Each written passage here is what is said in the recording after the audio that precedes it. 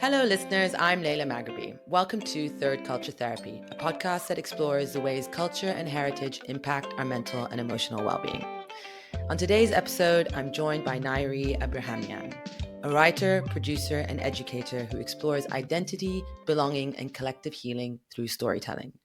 The Canadian-born Armenian has a master's in education from Harvard University and has worked extensively in the field. But more recently, it's storytelling that has become her passion. She's the creator and host of the acclaimed podcast, Country of Dust, Stories of a Changing Armenia, and co-founded Armenia's first storytelling festival in the town of Tumanyan. Nyree's work captures stories from her heritage with various diasporic perspectives, often with healing results. Nari, it's such a pleasure to have you on the show. Thank you for joining us. Thank you, Layla. It's a pleasure to be here.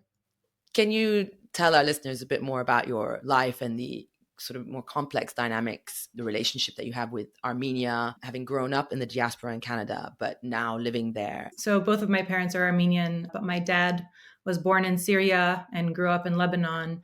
And my mom was born and raised in Lebanon. And so growing up in Toronto to parents who are Armenian, but not from the country of Armenia, who are themselves the product of a few generations of displacement, there was always a sense of always trying to negotiate and understand who I am in relation to the place that I'm in and how the experience that I'm having is maybe different from my parents who were there as immigrants. It's interesting you said came back to Armenia, and I understand why. A lot of diasporans who have moved to Armenia refer to themselves as repats. I don't know a good alternative, but I've never really been comfortable with that word because repat implies repatriation. And so there's a few things. Firstly, that term is usually used like to be repatriated, like to forcibly be made back, to go back to the country where you're from. And that's not the case. But also, I'm not anything. I was not born in this country, but also I don't have geographically or culturally or linguistically, I don't have roots in this place. I'm a descendant of genocide survivors who are from Western Armenia, modern day Turkey.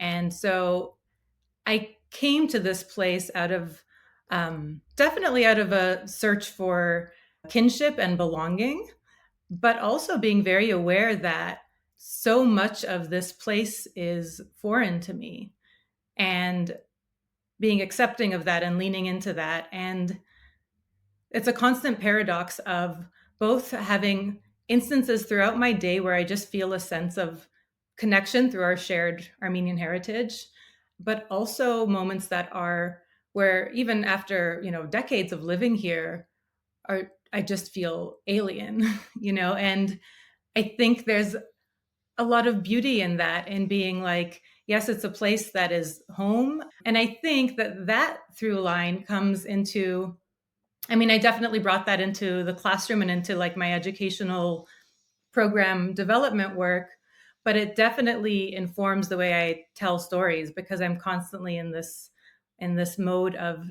feeling kinship and also feeling like outside and feeling curious. In your podcast, Country of Dust, it's beautifully made. It's also deeply moving because it's quite personal in many parts, and it explores Armenia at a really complex moment in its history, just after the Nagorno-Karabakh War with Azerbaijan and the subsequent ethnic cleansing of Armenians from that region. But it's not specifically designed to tell just that story. It tells many stories of Armenia from various perspectives. And for listeners who may not have heard of it, what is it about? And what, more importantly, what inspired you or urged you to make it, and what were you hoping to explore through it?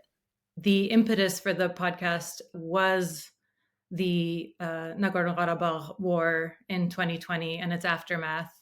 So it was late 2020. It was a 44-day intense conflict whereby Armenia lost a great deal of territory and many people lost their homes and lives.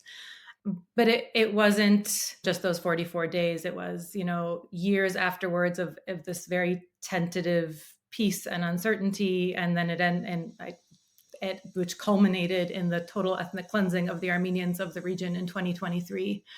So throughout the war, I had been assisting international journalists in various ways in their coverage of the war. And I was really moved. I dropped all the other work that I was doing at the time to, go down to the border and to assist in this process, because it really felt like there are stories unfolding all around me, deeply human, important stories that need to be told. And if I can assist in any way for them to get out there, I want to do that. International journalists would come and go, and there was varying degrees of coverage. And even if the facts were all gotten right, it was frustrating to feel like, but they're not getting to the heart of what it's like for people here and what it feels like. And I was feeling that at the same time having these conversations with my friends. And then it was sort of this realization of, why are we not telling our own stories and telling them with the depth and care that we know we can? Do you feel now that you have more firmly moved into the storytelling realm and away from education? Yes, definitely. In the past few years, between the podcast and the storytelling festival, and also I've been writing poetry, I've really been into this mode of forming community through storytelling and creative expression. But even in my storytelling, I've realized that one of the impulses that I come to storytelling from is one of an educator. And I feel like that goes back even before I pursued education. I think that goes back to being a diaspora Armenian who constantly felt like I need to explain myself. When people would hear my name, I'd be like, where's that from? And then when you say Armenia and they say, where is that? Yeah, And I it know. wasn't just explaining like, well, here it is on a map. I felt a real responsibility to let people know about my people and the plight of my people and what we've been through. And that is something I've carried with me. And even when I was telling you about, working, during the war, working with journalists, I really felt this need to be like, I need to set the facts straight. I need you to know what's going on. I need you to understand us. Sometimes that impulse to educate and to set the record straight can get in the way of creative expression when you're like constantly feeling like, I need you to understand. You don't play, you don't explore. And so I've been able to, or what I've been working on doing is like recognize where that impulse comes in and acknowledge it and kind of resist it sometimes and think about like, what is at the core of this experience from a human perspective, and how can I find connection through it? Can you give me and our listeners a bit of a sense of overview of post Armenia's independence, what its development has been like and where you see it going? So, it's been a little over 30 years of independence. So, as an independent republic, it's still a very young country. And like a lot of post-Soviet countries in the early years of independence, development was chaotic. The vacuum that the Soviet government left behind left space for oligarchs to come into positions of power and take over. And that's very much what happened here. And this was sort of maybe consistent across post-Soviet countries, but a few things that were unique about the circumstances in Armenia. A few things were happening at the same time. Right before independence in 1988, there was a massive earthquake in Gyumri, whereby 25,000 people died and, tens of thousands were left homeless. And at the same time, the first Nagorno-Karabakh War started up. And along with the war, Turkey blockaded energy from coming into Armenia. So it was like earthquake, war, several years of blockade. And the early 90s are known in Armenia as the cold and dark years. So you had like power for a couple of hours a day and, water and so on.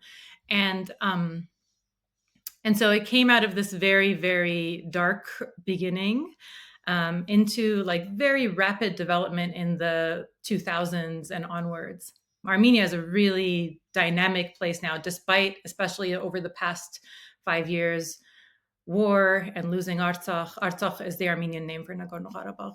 And at the same time as having huge, not just recently, but since independence, huge brain drain and large amounts of emigration, we also have people coming to this place as a haven. When the war broke out in Syria in 2011, a huge wave of Syrian Armenians came to Armenia, and many of them have stayed and settled here. We have, all of the Armenians from Artsakh who have now, most of whom have settled or have been forcibly displaced here. And since Russia's invasion of Ukraine, a huge wave of Russian emigres have come here, fleeing. Many of them are political activists who are fleeing persecution. Many don't want to be drafted. Many just are, morally opposed, or their companies have moved here. So it's this very unlikely haven for a diverse group of people. And it's also a place, I'm right now sitting in the center of Yerevan, where you might be able to hear the construction, and that is very rapidly developing. But outside of Yerevan, rural Armenia, is a very different story. It's both very beautiful, but also impoverished. Have you heard of the silk hair wrap company Paradise Fold? I've been using their 100% silk double-layered reversible wraps and turbans for years. And if you love your hair, I think you're really going to love these too. Beautifully designed, snug, and luxurious, they're the ticket to hydrated, healthy, frizz-free hair. Third Culture Therapy podcast listeners get a special 10% discount on the Paradise Fold website with the code TCT10. Clearly, Armenia and Armenians, from what you say, it sounds like there is this awareness of the grief and difficulty that they've endured and the processing of that. Are there any particularly uniquely Armenian ways that you think or you found are used to process and to heal these mental and emotional wounds? When you live here, you come into contact with people in meaningful ways that are not just like your little bubble of friends. And there is a real sense, again, for better or for worse, a sense of like, we're here in this together. So as a parent, I can say, walking down the street, I know that everybody else is watching my child. If they fall or something happens, like they have our back. At the same time, I might get like unsolicited advice about what I should do. So it's just like, we're here for you. Yeah. And that sort of that sense of being in each other's lives in a real way, I don't think anybody thinks of it as like, this is how we're now going to process our trauma. Yeah. But that's real. But at the same time, I think that I do encounter a lot of people feeling alone in their grief, even though it's a communal grief. And like, to give an example of this, a few years ago, I met a young woman there's like a big military cemetery, and she was there at her brother's grave. So her brother, who was like, I think 19 or 20, died not during the Artsakh War, but in 2022, Azerbaijan attacked some towns in Armenia proper, and he was serving in the military and was killed then. So she was telling me that, and so I met her like maybe a year after her brother had died. And she was saying, there are so many other young women like me who have lost their brother or their cousin or their boyfriend. And it's true that we're all like, as a nation, we're all grieving, but there's something specific that we're feeling that we feel like we can't talk about.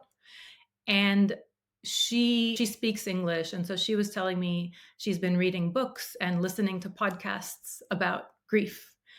And she was saying, resources like this don't exist in Armenian. And so I'm listening to this and it's helping me, but, my friends don't have this.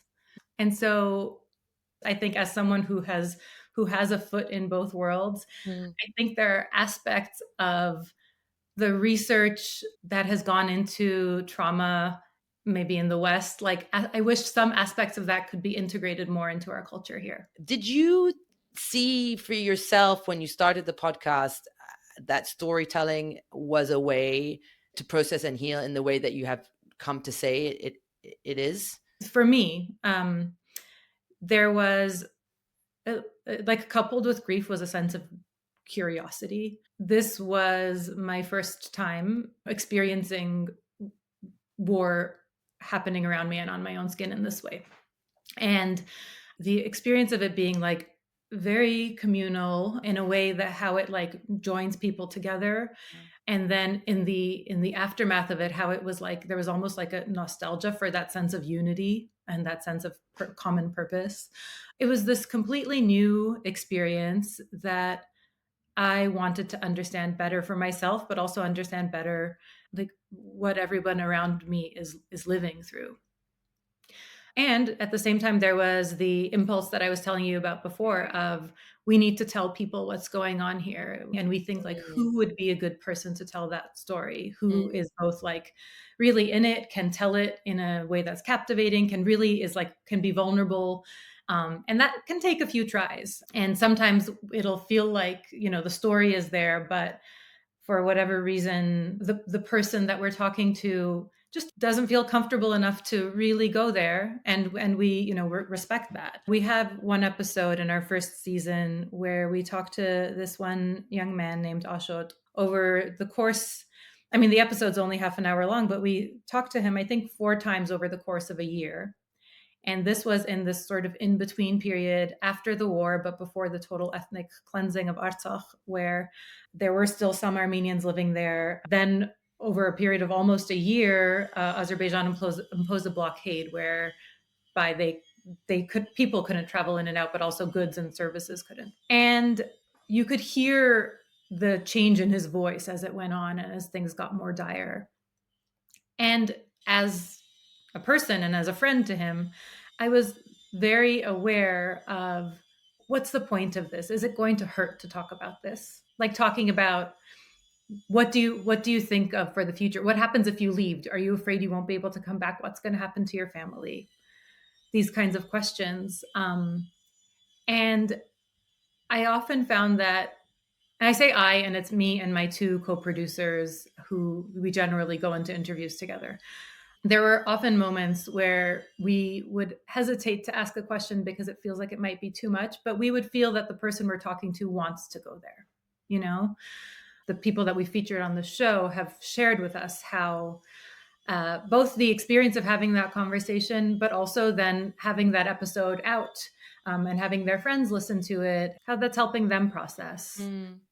I wonder, and it might be a difficult one to answer empirically, but I wonder how much of a difference it makes because you yourself are Armenian and you were as a team approaching it like Armenian to Armenian. I also wonder how much your own background and education also influenced your understanding and sensitivity to particular lines of questioning and probing and just having the general emotional intelligence position. And I'm glad you explained sort of like how you approach it, because I was curious, like you handle so many sensitive topics, like how do you go about knowing? I don't have a way of really knowing. It's just like constantly feeling around. And I can give an example. Actually, we did, after that episode came out with Ashot, we actually did a follow-up interview with him, which we didn't put out on the show. That was like a week after he and his family had been displaced. Again, it was sort of this thing of he's someone that, the team and I are very comfortable with. He's very comfortable with us. He wanted to talk. So it didn't feel like, we're exploiting someone to get a story. Like he came to us and wanted to do it. But that said, still, when it came down to talking in that period, he shared the very difficult things that he and his family had just gone through, like just, the road to go from Stepanakert, the capital of Artsakh, into Armenia, which is like usually just over an hour. It took them 48 hours because it was just like essentially 120,000 people were forced out at the same time, and there were Oh my God. checkpoints. He wanted to talk about that experience, and he did talk about it. But we could tell that this time around, it was really hard for him. And not just that it was hard for him, but it was like he was still very much in it. And it felt like at that point, if we were to share that story, then it's like, look at this person and this terrible thing that they've lived through. And that doesn't feel in the spirit of what we're trying to do with our show. It's not that, things happen and we want to sugarcoat it or like show some kind of silver lining, but we like to be along with someone as they're working through something and processing it for themselves, and then our listeners tell them that helps them process what they're going through. But when it just feels like this is hard, this is a bad thing that happened to this person, and it feels like in that moment they're not capable of more, I guess that's an instance where I was constantly thinking to myself, like, what is the purpose of the story that we're trying to tell, and are we achieving that purpose? Yeah, I get you. That makes a lot of sense. Hey, are you enjoying this episode? Well, let us know. In fact, better yet, let others know by sharing the show with them. Follow Third Culture Therapy Pod on Instagram, YouTube, and Substack, and listen to the show on all the usual channels. Now, where were we? You yourself have also been on the other side of the mic, so to speak, and in the first episode of the second series, Daughter of the Crying Man, which was, I think, the first episode I actually listened to of the podcast, you tell your own family history of your family's exile from their family home, and why, and the sort of history background of your father being born and raised in, born in Syria, raised in Lebanon, and history a bit of Armenia in what is now eastern Turkey. And it's an incredible story, really beautifully told, great achievement in sort of weaving different stories and different audio materials into making something so deeply moving and personal. I mean, I cried listening to it. It reminded me a lot of stories to do with also my father's displacement and exile from Palestine, and then at a certain point also my sister and I visiting the house that he'd had to leave in Haifa, not going inside but just sort of from the outside seeing it. And so I felt like there were a lot of parallels, but also I just felt very moved by the story of your family story and you as a daughter telling your father's story. So I can't imagine how challenging and emotional that must have also been for you. It was definitely the most difficult of our episodes to work on. And even if we just take the emotional factor out, as you mentioned, it's like a complex, multi-generational story. We made the episode over the course of on and off for a year and a half. And during that period, or earlier in that period, my dad passed away. And this story, like what that place, what our ancestral village means to me, so much of what it means to me has to do with my dad and what it meant to him. And the story is as much about my dad as it is about that place. And I felt this real responsibility to tell it in a way that would be true to him. But it's not just my personal story. It's not just my dad's story. It's my entire family. Yeah. And I wanted to make sure I tell it in a way that honors my family and tells it not right just in terms of the facts, but that is true to the story and to my family. Yeah. And honestly, I don't know if I would have done it for this episode if it weren't for the team I was working with. So it just becomes so much, it becomes like it feels less huge. One, because you have other people sharing in the work with you, but not just the actual work, but like the emotional work. And you have people to bounce ideas off of. Mm-hmm. And it also felt like I don't have to, once I make this episode, this doesn't need to be the end of this. This episode is this episode. Yeah. And then this is something that is core to me and that I want to explore further. And not just core to me, but especially in sharing this episode, so many people have come out of the woodwork, Armenian or not, sharing how it has made them reflect on their own relationship to home and like homelands that maybe they can't go to. Right. Or if they haven't gone, why haven't they? And sort of challenging that in ways that are sometimes uncomfortable. And I just feel like this was the beginning, and there's more to do there, both for myself, but also it feels like it's a topic that is so in conversation with other people and their like struggles with the idea of home and displacement and homecoming. Yeah. And so it was kind of like, look, we're going to put out this episode for the podcast, and then maybe there's more. And I think there is more. Yeah, I'm sure there's more for sure. It is an excellent episode. I am, as someone who has spent the past few years working on a book equivalent of what you did in the episode and tracing my family's history of displacement and across different regions and this idea of identity and belonging, I'm very jealous of the fact that you had a team with you to do this.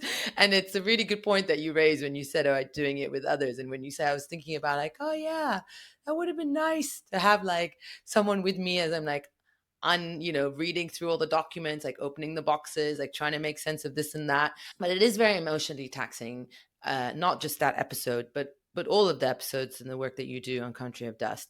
How do you protect your own well-being? Before getting to that, I just want to say that I'm excited and like in solidarity with you in the writing and process of your book. Um, Thanks. and I'm excited to read it when it's out. But also, like, I do encourage you to have people along on the journey, even if it's not like an official team. Yeah, Um, mascots. I definitely, yeah, it's true. Well, now yeah. my cat is also along for the ride. So, Nice. so thanks for the solidarity. But yeah, to your question about self-care, and sort of my own emotional well-being through working on stories and talking to people who are going through traumatic things. And it's not just talking to people who are going through traumatic things, it's my people. It's like, Yeah. it's not that I have experienced the displacement myself, but people who are my kin are experiencing this displacement. And so I feel it differently and more deeply than I would with someone else. I remember, maybe it was you, but somebody had phrased the question in terms of like putting up boundaries. And I always like, I Don't like know that word me. anymore, but yeah. Yeah, I have issues with that word. I understand where it comes from, and I know it can be different in different contexts. But I can say for myself that when I go into these conversations, for the podcast or for other work that I do, I'm not putting up boundaries. I'm not holding people at arm's length so that I want, to the extent that it's possible, to feel the pain that they're feeling, to feel the experience that they're going through. I feel like I need to be in touch in a way so that um, I can take it in, and then I can like honor their story and help them tell it, right? Like, and so that's a process whereby I need to be very open. So during the 2020 war, during that time and in the direct aftermath, when I was back and forth to Artsakh a lot, where I would be in these places where I'm having, speaking to people and who are going through unimaginable trauma and loss. And then I'd come home, and it was jarring to be in this situation where it's like we're talking about what's for dinner and like, helping with homework and I was surprised at how I felt like almost irritated by that. It felt like there's outside of here, outside of this nice safe home, there's like real life happening and there are things that are vital. And I had a hard time adjusting to I had the thing that you would expect to be the thing that's your comfort didn't feel that way. It kind of felt like there's work to do, you know? And that's something that I've since then been a lot more aware of. Coming back to the word of boundaries, it's not that I'm putting up boundaries to keep people out. It's that when I come home to my family and to the people around me who are like the safest and the dearest, to embrace that, rather than and to let it be the place that sort of helps me come back to me and helps me, like, energizes me to be able to go out and keep having these difficult conversations and to not have guilt attached to that. You also, alongside the podcast, you also have the storytelling festival that you co-founded, and that brings together storytellers, not just Armenian ones, but from around the world, because it's an international one, to this small Armenian town. Was that a continuation of your work in the podcast, or did that come around for different reasons? They're both projects that I've made with a small group of very dear, close friends. And they were both born out of the same impulse of like feeling an urgency to tell stories. And so the Tumanyan International Storytelling Festival, it takes place in a town in northern Armenia called Tumanyan, which is named after Hovhannes Tumanyan, who is like one of Armenia's greatest and most well-loved writers. And he was also a great humanist and a great humanitarian who, in the aftermath of the Armenian genocide, did amazing work to help people settle here and help orphans who had ended up in Armenia. So the town is named after him. He's from that region in northern Armenia, and it's this beautiful mountainous, just incredibly inspiring region that inspired so much of his own writing. And it felt like the perfect setting for not just to go there and to be individually inspired, but to gather a group. And so we weren't necessarily thinking so explicitly that it's like, it wasn't necessarily, we have gone through a war and need to process, and therefore we must get together and tell stories.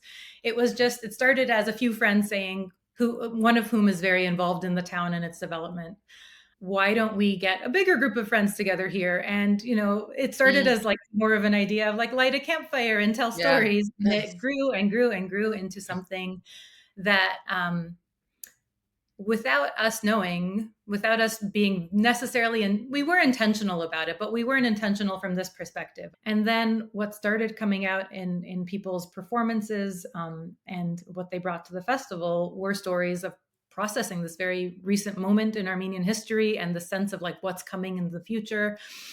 And it sort of built a community around it of people who are coming together from all different fields, all different levels of experience as artists or otherwise, and who felt just compelled to share their stories. That's when we realized this is something bigger and deeper than just like, let's get together around a campfire. This is filling a need. And I think the thing that was surprising to me was how much the sense of community fosters more storytelling. The sense of like, not necessarily all having the same story, but connecting over commonalities that come up in stories from very disparate experiences, and how that fuels even the individual creative process. Yeah. I mean, you've described storytelling like as this form of like as like accidental therapy. Would that make this festival accidental group therapy? Or maybe it's less accidental now? Yeah, when you put it that way, I think absolutely yes. Is there a culture of like storytelling in Armenia anyway among Armenians? Yeah, so there's definitely an ancient tradition of storytelling in Armenia, and like since medieval times, we have this, like, it's called, the word is ashur in Armenian, but it's kind of like poet bards who tell these like epic tales through song and poetry. And there are a few, I mean, I don't want to say the wrong thing, but it does feel like a dying art. Like it's something that's very traditional and it still happens, but it's not very mainstream. And so in part, when we started the storytelling festival, it was like, there is this ancient art that we want to make sure that it remains, but we don't want it to be like a preservation. We don't want it to be like, well, we're going to do the same thing in these old fashioned costumes and tell these same stories in the same way. But we do want to honor that tradition and continue it. But outside of the tradition of ashurs, it's also very, very common in Armenian families to have somebody in the family, like a grandmother or a parent, who in big family gatherings just like tells stories, and not just like, tells an anecdote, but really gathers everybody around and uses all the techniques of really good storytelling. And for my friends who are from here, whose childhoods were during what I described as the cold, dark years in the early 90s, so much of their childhoods when it was cold and it was dark and you couldn't watch TV or anything else, they would gather around and listen to stories. So it's very much in the culture here. Wow, that's beautiful to see that there is this rich ancient history and that you are kind of bringing it, I don't want to say back to life, but in a contemporary form, honoring it and also hopefully expanding on it. Just before we wrap up, I just wanted to learn from you what you have learned about yourself and about perhaps your relationship with Armenia as a result of producing these stories, and And has the process kind of changed also the dynamics of your relationship to the country over time? It has definitely affected my relationship with Armenia. And I think the best way I have to describe it is I pay closer attention, or like it's the quality of my attention Mm. that has become more nuanced. A while ago, I heard an interview with Ira Glass where he said something along the lines of, when he's interviewing somebody, it's like he falls in love with them. And like he qualifies it with like, it's not romantic love, but like the same kind of like deep Mm. attention that you give to, like, as you're falling in love with something, like every little thing that they do like sort of ignites something in you, you Yeah. know. And when you're interviewing someone that like that gets enacted, and I felt like, oh my God, yes, that's true. There's this close attention and care that when I'm interviewing someone, it's different from, even if it's a close friend, it's different from having a conversation over coffee or something. There's just like, I'm really, really trying to tune into not just what they're saying, but like what they're feeling, and like how I can like follow up with that. And so that is a kind of training that I feel like sort of like expands out into the rest of life. Yeah. Um, it's a more finely tuned attention, and it's a more finely tuned like love and care. Yeah. Yeah. Just as you were, I was about to say fine tuning, and then you said it. So I completely, yeah, I get exactly what you mean. Well, on that note, I would like to thank you for joining me on this session of Third Culture Therapy, and to, before we say goodbye, find out what the upcoming plans for the podcast are. We are going to produce a third season. We're taking a little break before we start like the production. But yeah, the third season will also include my family story in Turkey. We want to do more from there. Oh, nice. Like beyond my personal family story about that place. And we're also hoping, we're going to see if we can get funding for it, but we're hoping to do some stories with the Armenian community in Lebanon. I'm very much looking forward to listening to that and to learning more about your own family history, but the history of other Armenians around the world. So appreciate your efforts. Thank you, Layla. It's such a pleasure talking to you.